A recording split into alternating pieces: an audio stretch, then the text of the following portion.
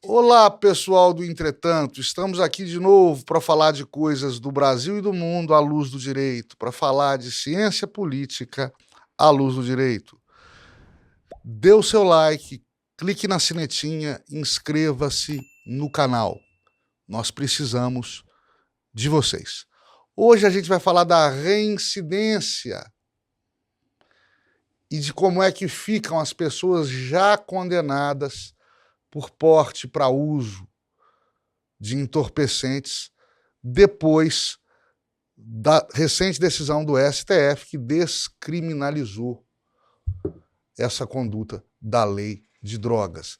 Vamos diferenciar descriminalização de legalização do porte para uso de substâncias entorpecentes proscritas.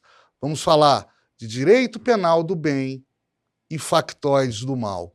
E vamos comemorar um pouquinho os 30 anos do Plano Real. Tudo isso, no entretanto, eu já estou esperando vocês.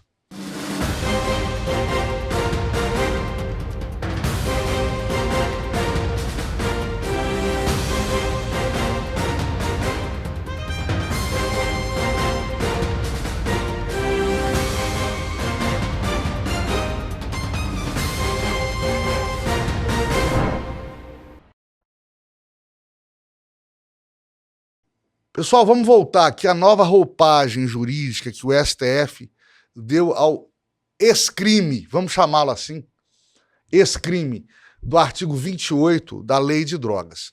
Porte para uso de entorpecentes proscritos. Como era crime até ontem, o cidadão já condenado por ele teria direito à revisão criminal para retirar esta condenação dos seus antecedentes. E o condenado de novo, que teve na nova condenação declarada por outro crime, condenação por outro crime, que teve declarada sua reincidência por conta de condenação anterior pelo ex-crime, com aumento de pena por conta disso, teria direito à revisão criminal também para readequar a denominada dosimetria da pena, desconsiderando-se a esta reincidência. Vocês entenderam a bagunça? É o seguinte: o sujeito condenado por porte para uso pode procurar a justiça para ser descondenado. Está ficando na moda isso. E assim limpar seu nome. Já o cidadão que tinha condenação como usuário, cometendo outro novo qualquer delito, não poderia mais ser considerado reincidente, porque o primeiro crime deixou de sê-lo, conforme decisão recentíssima do STF. Vão pipocar inúmeros processos na justiça, vai confundir muito ao cidadão, vai dar um enorme trabalho para polícia, gestores, judiciário, Ministério Público, sem nenhum resultado prático naquilo que se denomina pacificação social. Pior que a descriminalização do uso de drogas, da posse para uso de drogas, não readequa a burocracia, não modifica o trâmite do procedimento. Não diminui o tempo, a resposta social e nem a resposta judicial. Se igualou essa conduta do usuário a um ilícito meramente administrativo, como uma infração de trânsito. Só que não se desobrigou, na prática, o policial de autuar, o delegado de mandar lavrar o TCO, o promotor de denunciar e o juiz de julgar, se o caso. Não se deixou de aguçar, de ativar, de ligar o aparato jurídico repressor estatal. Mas ativa-se o aparato jurídico repressor estatal para punir o quê? Se a conduta está criminalmente impunível. Isso nós vamos ter que descobrir ainda ao longo do tempo, ou até que nos esclareçam os excelsos ministros da nossa mais Suprema Corte de Justiça do país. Se eu não fui claro e minucioso, vou tentar ser. A conduta do mero usuário que porta para uso próprio certa quantidade de drogas foi tão somente descriminalizada, ou seja, deixou de ser crime por decisão colegiada do STF, por maioria. Isso é diferente da liberação ou legalização. E o problema também é esse. Vamos entender a diferença, combinado? Quando o legislador ou o poder judiciário descriminaliza uma conduta, diz que a conduta deixou de ser crime. Não a legitima, pessoal. Apenas afirma que, doravante, aquela ação, conquanto ilícita, não pode mais ser punida como se crime fosse, gerando maus antecedentes, inclusive. A liberação da maconha ou de qualquer outro tipo de droga, até aqui ilícita, seria diferente. Na liberação, através dela, se permitiria seu uso sem qualquer represália do poder público e se cogitaria regulamentar sua venda. A legalização, aí sim, seria, na prática, um maior ainda liberou geral, autorizando até a produção ainda que doméstica, bem como venda, tal como é no Uruguai. Atenção. Nenhum país do mundo, eu afirmo, nenhum, simplesmente descriminalizou as drogas sem tocar no assunto de sua produção, cessão, comércio, plantação. Enfim, sem cuidar do usuário. A decisão do STF que torna o porte para uso de drogas um ex-crime causa um efeito reverso para o usuário. Reverso e terrível, na minha humilde opinião. O coloca à mercê do traficante, que continua sendo seu habitual fornecedor de entorpecentes. Como a decisão do Supremo não legaliza o uso, não cria, tampouco, zonas livres de consumo e, assim, mantém aos usuários em guetos, biqueiras, bocas de fumo e cracolândias da vida. Infelizmente, na prática, é isso que vai acontecer. Vamos lembrar aqui que uma das finalidades, talvez a mais importante delas, uma das finalidades da pena é ressocializadora. O direito penal protege e cuida quando pune.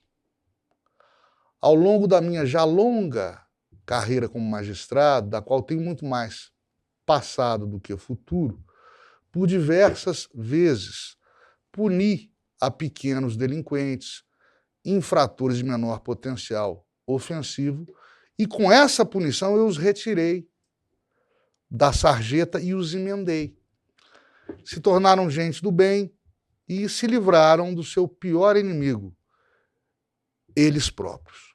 É claro que há gente incorrigível, há psicopatas e criminosos que não se emendam, mas há muita gente que se recupera através da pena, que não precisa ser necessariamente cadeia, regime fechado, semiaberto, para ser pena e para ressocializar.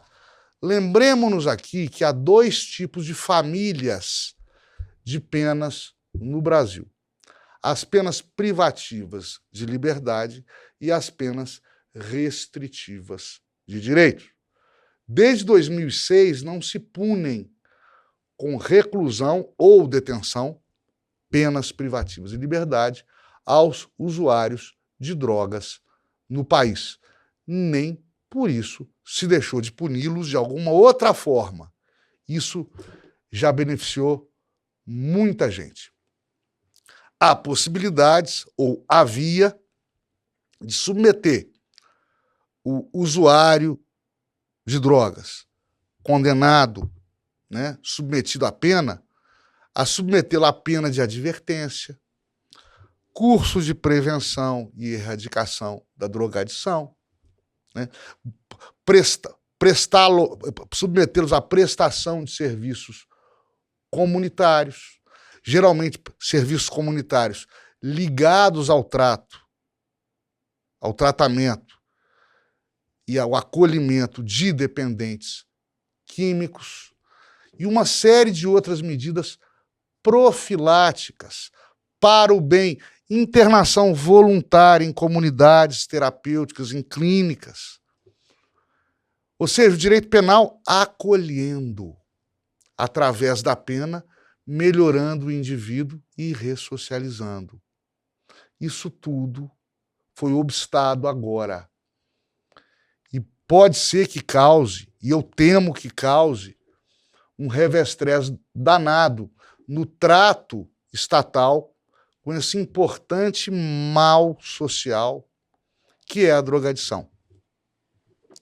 Manter criminosa a conduta de usuários que portam para uso próprio drogas ilícitas não é mandá-los para a cadeia. Essa ilusão, esse factoide, essa verdadeira fake news vem sendo buscada por determinados setores da sociedade com algum apoio de classes de intelectuais do mal. Porque eles, os usuários, sempre foram tratados pela justiça brasileira de maneira profilática, com a aplicação de medidas do bem em seu favor, ao menos desde 2006. O grave problema para os críticos da lei de drogas, ou para os críticos do STF, ou os adeptos da legalização das drogas, continua intacto, grave problema. A diferenciação entre as figuras do usuário e do traficante, e a conceituação legal do que seria um pequeno traficante, contrato legislativo diferenciado. Na prática, os indexadores legais destas importantes distinções são bastante subjetivos, o que gera, sim, alguma perplexidade jurídica no meio dos operadores do direito penal. Os verdadeiros produtores de fake news, as falsas notícias, o fazem para disseminar desinformação e lidam com essa disseminação para gerir o poder ou se aproximar dele, degenerando a ordem social e manipulando e deformando a opinião pública. Eu estou dizendo isso por quê? Por causa desses factoides do mal, com aquele velho discurso de que não somente a lei de drogas, como toda a legislação penal brasileira, na verdade é uma ferramenta para aguçar, para aumentar os abismos sociais da sociedade brasileira, supostamente punindo somente a pobres e pretos, supostamente privilegiando a classe rica, privilegiando a classe política. Esse discurso de vitimização é antigo, irreal, surreal e um verdadeiro anacronismo em pleno século XXI, em um país que sempre foi gerido pelo denominado direito penal mínimo. Pune-se quando se tem que punir, quando não há outra solução para punir. Quando a imposição da pena é um dever do magistrado, que sempre põe os olhos no processo, buscando não punir, buscando punir menos. Mas, inevitavelmente, ao analisar a prova, inevitavelmente, diante da necessidade de proteger a sociedade aplicando a pena, é obrigado a punir. Isso é uma realidade da sociedade brasileira, do poder judiciário na sociedade brasileira. O poder judiciário vem sendo caluniado, espezinhado e usado por esses factoides do mal. É muito o oposto. O preso, em geral, ele é muito bem tratado pelo Estado. É tratado, na medida do possível, muito bem pelo Estado, que dá o seu melhor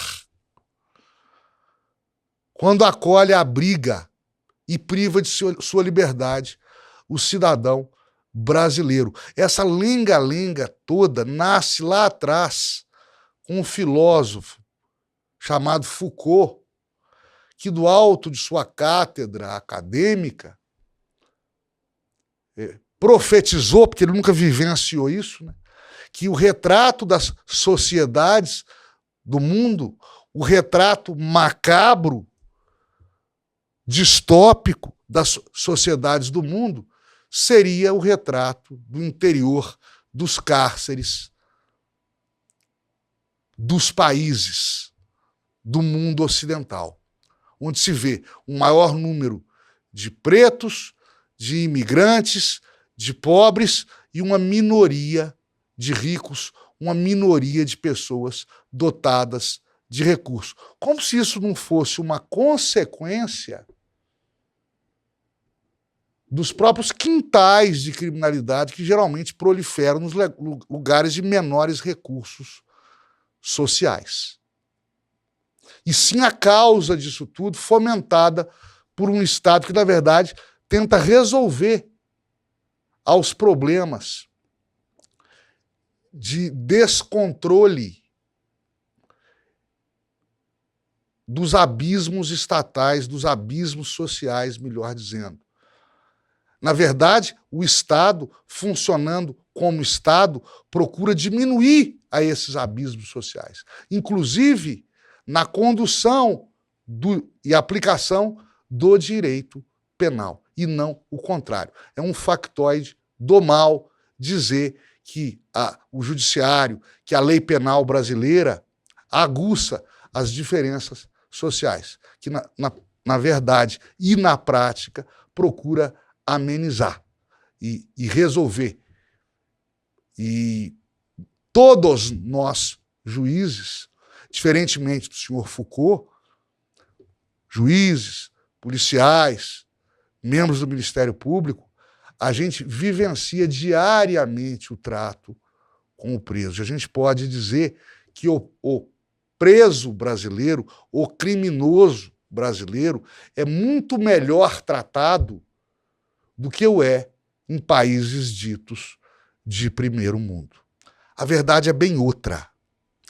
Criminosos não são coitados e não são tratados de maneira covarde pelo Estado. São, na verdade, cuidados. Na cadeia, nutricionistas e psicólogos prestando-lhes serviços, os quais, muitas vezes, eles jamais tiveram acesso antes e fora da prisão. O direito penal brasileiro é mínimo há muito tempo. Juízes ou absolvem ou dão pena mínima. É uma tradição nacional do nosso poder judiciário. Lamente-se isso ou não. O contrário e inverso é que acontece bastante. Muito rigor e penas pesadas para bandidos do colarinho branco, banqueiros, gente rica, executivos estatais e celebridades badaladas. O sujeito que tem o poder, ou o dinheiro, ou ambos, e que se senta no banco dos réus, é geralmente tratado de maneira contundente pelos juízes penais. Novamente, novamente, critique-se ou não a essa postura. É o que geralmente ocorre no Brasil, é fato. Porque os juízes, pessoal, levam em conta ao condenar e principalmente ao dosar a pena, que aquele cidadão acusado teve condições de boa educação, boa família, boa formação e empregos, e ainda assim optou pela prática de crimes, o que torna sua conduta muito mais perversa aos olhos do julgador. O criador de factoides precisa de um inimigo. É a retórica do espantalho. Tem que ter um inimigo para derrubar, para prosseguir na luta da sua vitimização. Como na crista da onda e do poder não mostra serviço, esse vitimista não consegue brilhar com luz própria pelos seus próprios feitos, busca e cria defeitos nos outros para lutar e acender holofotes para vislumbre das qualidades que o crítico mordaz, impiedoso e mentiroso nunca possui. 30 anos do Plano Real. O Plano Real salvou a nossa economia e foi uma das maiores estratégias econômicas do mundo de todos os tempos. Toda a equipe responsável pelo renascimento da nossa moeda estável e forte foi justamente com justiça para o panteão da nossa história como responsável por nos vermos livres da hiperinflação. Basta olhar para a Argentina de hoje, em crise econômica há mais de 20 anos, com sucessivos planos e dolarização de moeda, com êxito escasso, esparso, tênue, intermitente, para se ver o benefício que fez para a nossa sociedade o Plano Real. Seríamos assim até hoje. Não fossem Fernando Henrique Cardoso, Gustavo Krause, Pércio Arida, Pedro Malan, Gustavo Franco, Edmar Baixa, André Lara Rezende e alguns outros que eu não vou lembrar aqui. E antes deles, um mineiro chamado Itamar Franco, que possibilitou a isso tudo. O Brasil tem que parar de se perder em discussões político-ideológicas. O povo brasileiro tem que ser mais pragmático. Como é o inglês, por exemplo. Para o cidadão inglês, pouco importa ideologia política. Governantes têm que ir lá e resolver. A gente tem que... Claro, intenções são tudo. Claro, conduta moral e social é tudo. Mas parar com um patrulhamento ideológico e começar a preocupar com o resultado. É o que fizeram Itamar Franco, Fernando Henrique Cardoso e a equipe econômica 30 anos atrás, acabando com a hiperinflação no Brasil. Parabéns a eles todos, onde quer que estejam. Para terminar, uma frase do Fernando Henrique Cardoso. Abre aspas, acho que deveríamos incluir na proibição legal todas as drogas, além da maconha. Todas fazem mal, mas a política de guerra às drogas não está funcionando. Até a próxima, pessoal. Fiquemos todos com Deus. Dê o seu like, se inscreva no canal, manifeste a sua opinião. Ela é muito importante para nós.